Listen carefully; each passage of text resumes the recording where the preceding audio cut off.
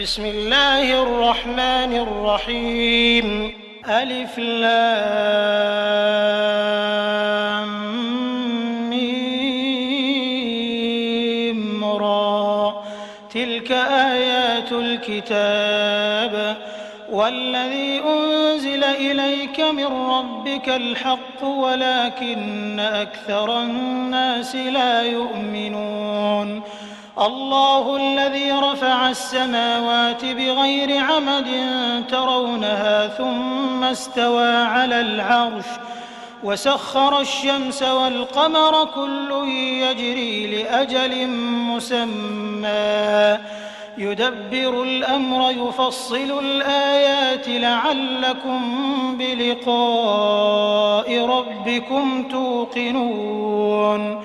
وهو الذي مد الأرض وجعل فيها رواسي وأنهارا ومن كل الثمرات جعل فيها زوجين اثنين يغشي الليل النهار إن في ذلك لآيات لقوم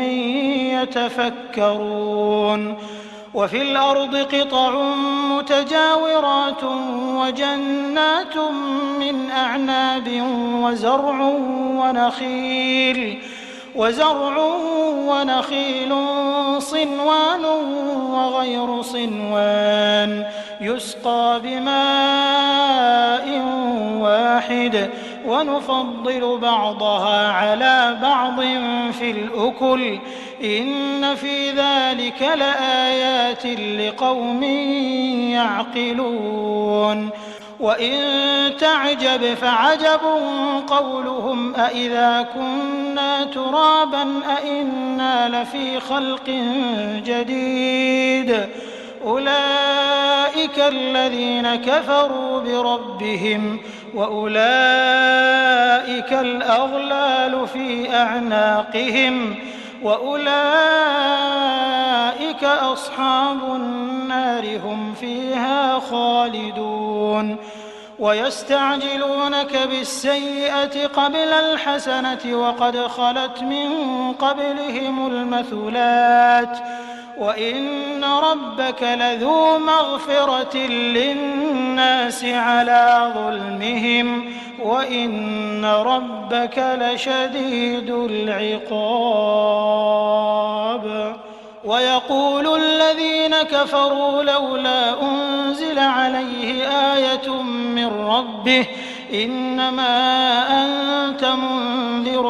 ولكل قوم هاد الله يعلم ما تحمل كل أنثى وما تغيض الأرحام وما تزداد وكل شيء عنده بمقدار عالم الغيب والشهادة الكبير المتعال سواء منكم من أسر القول ومن جهر به ومن هو مستخف بالليل وسارب بالنهار له معقبات من بين يديه ومن خلفه يحفظونه من أمر الله إن الله لا يغير ما بقوم حتى يغيروا ما بأنفسهم وإذا أراد الله بقوم سوءا فلا مرد له وما لهم من دونه من وال هو الذي يريكم البرق خوفا وطمعا وينشئ السحاب الثقال ويسبح الرعد بحمده والملائكة من خيفته ويرسل الصواعق فيصيب بها من يشاء وهم يجادلون في الله وهو شديد المحال له دعوة الحق والذين يدعون من دونه لا يستجيبون لهم بشيء إلا كباسط كفيه إلى الماء إلا كباسط كفيه إلى الماء ليبلغ فاه وما هو ببالغه وما دعاء الكافرين إلا في ضلال ولله يسجد من في السماوات والأرض طوعا وكرها وظلالهم بالغدو والآصال قل من رب السماوات والأرض قل الله قل أفاتخذتم من دونه أولياء لا يملكون لأنفسهم نفعا ولا ضرا قل هل يستوي الأعمى والبصير أم هل تستوي الظلمات والنور أم جعلوا لله شركاء خلقوا كخلقه فتشابه الخلق عليهم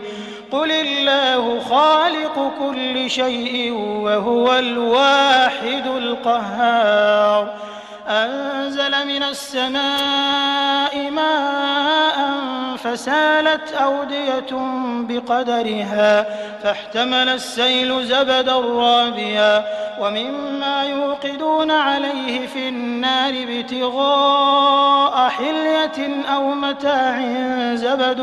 مثله كذلك يضرب الله الحق والباطل فأما الزبد فيذهب جفاء وأما ما ينفع الناس فيمكث في الأرض كذلك يضرب الله الأمثال للذين استجابوا لربهم الحسنى والذين لم يستجيبوا له لو أن لهم ما في الأرض جميعا ومثله معه لافتدوا به أولئك لهم سوء الحساب ومأواهم جهنم وبئس المهاد أفمن يعلم أنما أنزل إليك من ربك الحق كمن هو أعمى إنما يتذكر أولو الألباب الذين يوفون بعهد الله ولا ينقضون الميثاق والذين يصلون ما أمر الله به أن يوصل ويخشون ربهم ويخافون سوء الحساب والذين صبروا ابتغاء وجه ربهم وأقاموا الصلاة وأنفقوا مما رزقناهم سرا وعلانية ويدرؤون بالحسنة السيئة أولئك لهم عقبى الدار جنات عدن يدخلونها ومن صلح من آبائهم وأزواجهم وذرياتهم والملائكة يدخلون عليهم من كل باب سلام عليكم بما صبرتم فنعم عقبى الدار والذين ينقضون عهد الله من بعد ميثاقه ويقطعون ما أمر الله به أن يوصل ويفسدون في الأرض أولئك لهم اللعنة ولهم سوء الدار الله يبسط الرزق لمن يشاء ويقدر وفرحوا بالحياة الدنيا وما الحياة الدنيا في الآخرة إلا متاع ويقول الذين كفروا لولا أنزل عليه آية من ربه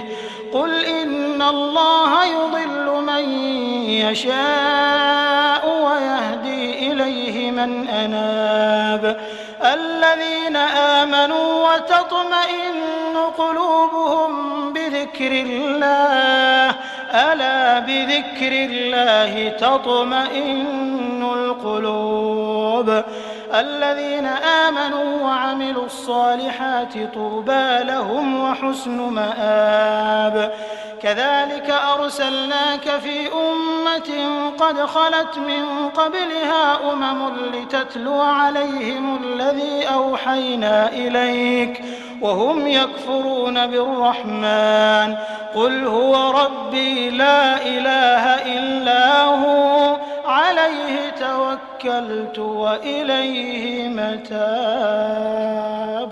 ولو أن قرآنا سيرت به الجبال أو قطعت به الأرض أو كلم به الموتى بل لله الأمر جميعا أفلم ييأس الذين آمنوا أن لو يشاء الله لهدى الناس جميعا ولا يزال الذين كفروا تصيبهم بما صنعوا قارعة أو تحل قريبا من دارهم حتى يأتي وعد الله إن الله لا يخلف الميعاد. ولقد استهزئ برسل